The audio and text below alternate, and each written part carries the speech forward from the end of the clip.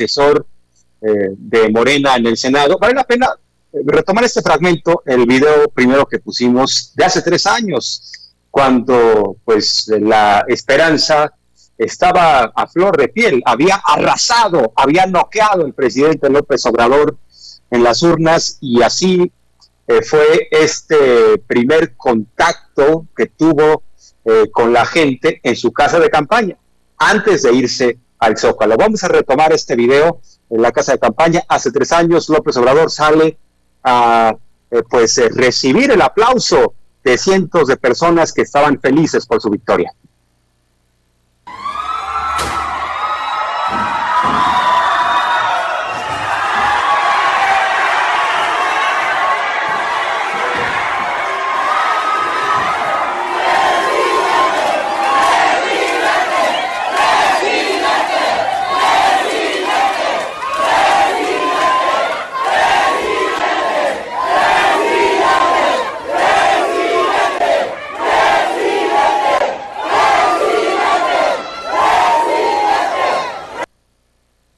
Y bueno, pues ahora sí saludo de viva voz a Andrés Páez, asesor obradorista en el Senado. Muchas gracias por la confianza. Muy buenas tardes. ¿Cómo estás, Andrés?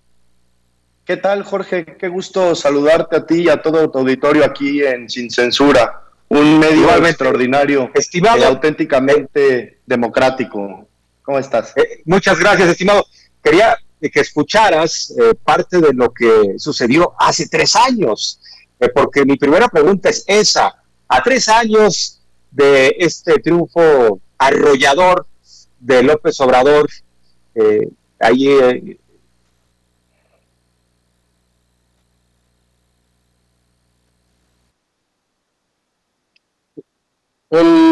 balance es absolutamente positivo, Jorge Armando. La verdad es que yo escuchaba ahora los gritos de la gente. Yo tuve el gusto de estar ahí hace 3 años y no tengo más palabras que me llena de emoción. Yo estoy convencido que el presidente Andrés Manuel López Obrador es un absoluto demócrata que está transformando México. Sus informes son vitales para la normalidad democrática que estamos construyendo después de un régimen de corruptos, encumbrados neoliberales que se habían dedicado a saquear y a servirse, pero no a servir. Yo diría que con la reciente victoria electoral de la coalición Juntos Hacemos Historia, Jóvenes Construyendo el Futuro seguirá adelante, tenemos el control del presupuesto, tenemos la mayoría de la Cámara de Diputados, seguirán las becas Benito Juárez, seguirá la refinería Dos Bocas, seguiremos buscando la soberanía energética tan importante para el desarrollo y la seguridad nacional.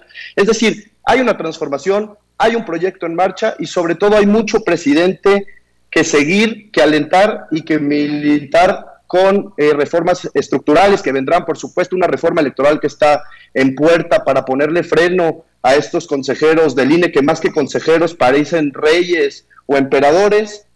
Es absolutamente positivo el balance. Vamos a dar algunos datos. El presidente informó el día de hoy que la economía crecerá al 6%. No se ha contratado deuda externa adicional, es decir, la receta económica ya cambió. Ya no es el pueblo quien se tiene que endeudar y es el gobierno quien se ajusta el cinturón por lo importante que es mandar obedeciendo y llevar a cabo un acto de absoluto respeto a las finanzas públicas. El salario mínimo ha aumentado 44%. Hace 36 años, Jorge, que no ocurría eso. Hay un aumento inédito al salario mínimo. Y eso nos deja muy claro que el presidente López Obrador, por medio de la CONASAM y la Comisión Nacional de Salarios Mínimos, está poniendo primero a los sectores más vulnerables ante la terrible pandemia que estamos viviendo. Además, no se han aumentado en términos reales los precios de las gasolinas, es importantísimo eso. ¿Cuántos no recordaremos con las reformas neoliberales que nos garantizaban, pero año tras año, mes tras mes, había gasolinazos que le pegaban directamente al bolsillo de la gente? El diésel, la luz, se han mantenido en precios estables, se han recuperado ya 959,000 empleos, es el 67% de los empleos que se perdieron durante la pandemia. Es decir, hay un presidente interesado en la gente, hay un presidente que está consciente de las problemáticas y que sobre todo gobierna con honestidad y con austeridad, porque cuando se gobierna con austeridad y con honestidad, el dinero alcanza. Cuando se gobierna con una fiel convicción de servicio, la política se convierte en virtud. Entonces, el balance absoluto es positivo. Aumentamos. Estimado Andrés, en ese sentido te planteo, porque hizo referencia el presidente López Obrador a estos grupos conservadores que ya colocaron claramente en un frente, que se definieron, e incluso retomó una frase de Benito Juárez en donde señaló el expresidente mexicano que los reaccionarios también son nacionales, que también son mexicanos, que no le encanta esa frase, pero bueno, creo que fue duro, fue crítico con los conservadores. ¿Tú crees que el gobierno de la 4T, el presidente López Obrador, va a poder cumplir sus objetivos a pesar de este frente tan claro en su contra, que va a poder continuar con sus programas, concretar Dos Bocas, el Tren Maya, que va a continuar el presupuesto destinado en buena medida a los programas sociales? ¿Tú crees que no serán suficientes estas piedras en el camino que le pongan a la 4T y que no la van a descarrilar? Por supuesto que no la va a descarrilar. En los primeros 3 años hemos tenido una oposición que está moralmente derrotada y así se va a mantener, porque su convicción es servirse, no servir. No entienden la política como el mejor oficio en la medida en que se convierte en virtud cuando se pone al servicio de los demás. El presidente está poniendo primero a los más pobres. Los conservadores no van a poder frenar la transformación porque no tienen pueblo. El presidente mencionaba en su informe, cuando iba camino a la Cámara de Diputados a tomar protesta, recordaba a este joven maravilloso que se acerca y le dice: por favor, no nos falles. Eso los conservadores no lo tienen, no fueron capaces de arrebatarnos la mayoría en la Cámara de Diputados. Yo como joven aquí le mando un mensaje al presidente de la República y a todas y todos los militantes de este gran proyecto de nación. No nos ha fallado y no nos fallará, y en esa medida nosotros también tenemos una responsabilidad histórica en convertir, en militar y en buscar los mejores resultados para de nuestra trinchera, convertir en virtud esta gran cuarta transformación. Es muy importante que se mantengan los programas sociales por medio del control de la Cámara de Diputados. Es importantísimo que estemos todos conscientes del proceso de democratización que vive nuestro país, del cambio de régimen inédito, el cambio institucional. Entonces yo te respondería, Jorge Armando, que los conservadores no van a poder. Siguen moralmente derrotados, recurren al New York Times. El presidente Andrés Manuel López Obrador es el presidente más atacado en los últimos 100 años de nuestro país. Yo creo que desde Madero no había un presidente que estuviera tan atacado por la prensa nacional e internacional, el poder económico. ¿Y por qué están tan enojados? Es importante entenderlo para que desde la retórica a la política pública podamos combatirlo. Están enojados porque por fin se está dando prioridad a los pobres, se está separando el poder político y el poder económico, y se está diciendo que aquí hay un gobierno verdaderamente de transformación, que no se va a dejar, que está terminando la corrupción y que está verdaderamente consciente de los grandes retos venideros que ha de afrontar con esperanza en el porvenir. Es muy importante el mensaje en la medida en que da esperanza. Al presidente de la República, López Obrador, le tocaron enfrentar la mayor crisis económica probablemente en 100 años y también la mayor crisis sanitaria. Ya ha empezado la recuperación económica y sobre todo la oposición no es propositiva, no buscan construir. Ellos quieren destruir este proceso nacional de reconciliación y transformación.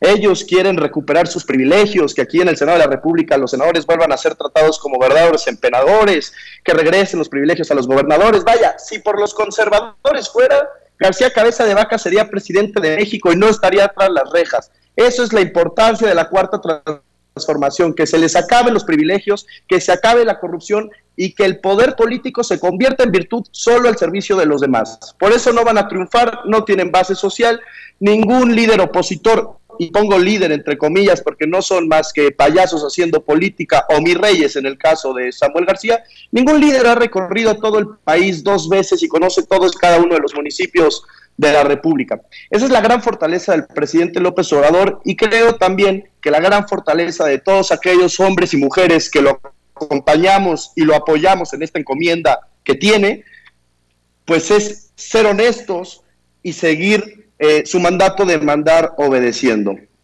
Estimado Jorge. Así es, estimado Andrés. yo no tengo duda de que si gobernaba la oposición a cabeza de vaca, lo harían hasta procurador general de justicia, porque, bueno, eso de fiscal, no, sería procurador, o sea, las órdenes del presidente para hacer el trabajo sucio, cabeza de vaca, sin duda. Ahora, pareciera que al presidente le gusta la provocación, porque en este mensaje desliza que hay una encuesta nacional que señala que más del 72% de los mexicanos y mexicanas están en favor de que él continúe su mandato. O sea, pareciera que goza y les dice a los opositores, déjense venir con esto de la revocación de mandato. Por lo pronto, 72.4% de los mexicanos y mexicanas quieren que continúe, o sea que síganle. ¿Cómo ves ese mensaje, Andrés? Estimado Jorge Armando, yo soy un creyente de que política es conflicto. Y en la medida en que como sociedad, como mexicanos, seamos capaces de dirimir nuestras diferencias por medio de la política, en la medida en que habremos de pacificar un poco el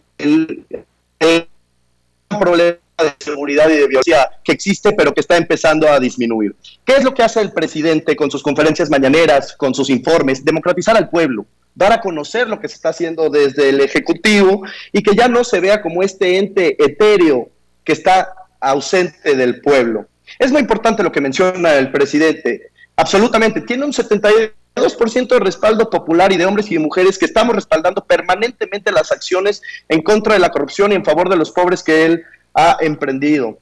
Yo creo que la cuarta transformación tiene dos grandes retos encima. El primero, este 1 de agosto saldremos a votar, habremos de salir a votar alrededor de 39 millones de mexicanos para que sea vinculante, en favor del juicio a expresidentes. Yo oigo mucho a los conservadores que dicen, es que la consulta y la justicia no se consulta.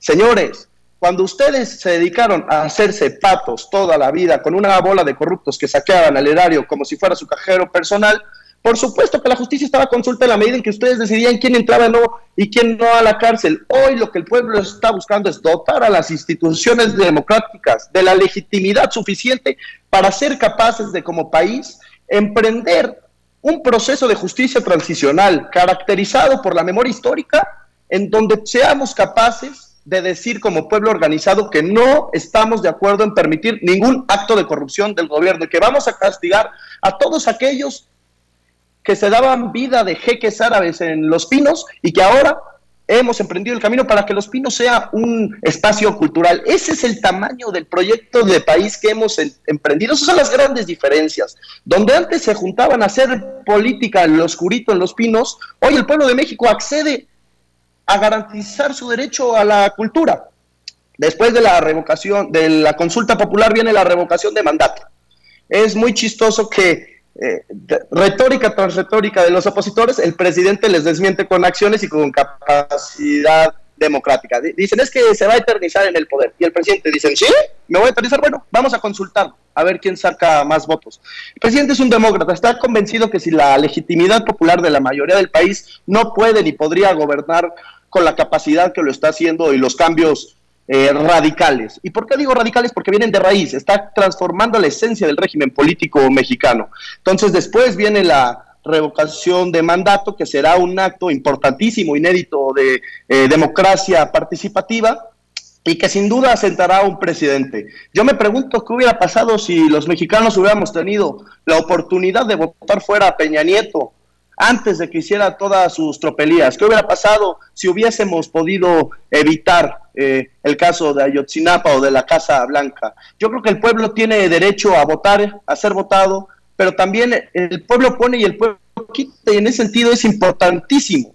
El tema del 72% demuestra el respaldo que hay hacia este proyecto de nación. Yo estoy convencido que son unos pocos que quieren conservar sus privilegios los que no aprueban al presidente, y se vale. Esto es un régimen democrático, pero como dije al principio de mi intervención, habremos de dirimir politizando, conversando y haciendo política las diferencias como país tenemos para emprender distintos caminos de política pública o de país. Entonces, es muy importante que como partido, como Morena, sigamos trabajando en las calles, promovamos la consulta, yo hago una invitación muy atenta a todo tu auditorio a que salgamos a votar este 1 de agosto. Es importantísimo dejarle claro a los expresidentes de qué lado está el pueblo. Es importantísimo que seamos capaces de expresar a las urnas que estamos ya cansados de tanto abuso, y sobre todo que el presidente Andrés Manuel López Obrador goza del suficiente respaldo popular para que estos 3 años siga transformando a México rumbo a un país normal, donde el Estado esté en la atención del pueblo y no dándole servicios ni siendo el cajero personal de unos expresidentes o unos actores políticos totalmente corruptos. Estimado Andrés, pues aprendimos mucho. Muchas gracias por la entrevista. El espacio se queda abierto. Que sea la primera de muchas entrevistas. Gracias, Andrés. Jorge, como siempre, muy a tus órdenes, y que quede muy claro, es un honor estar con Obrador. Gracias, Andrés Páez, asesor obradorista en el Senado.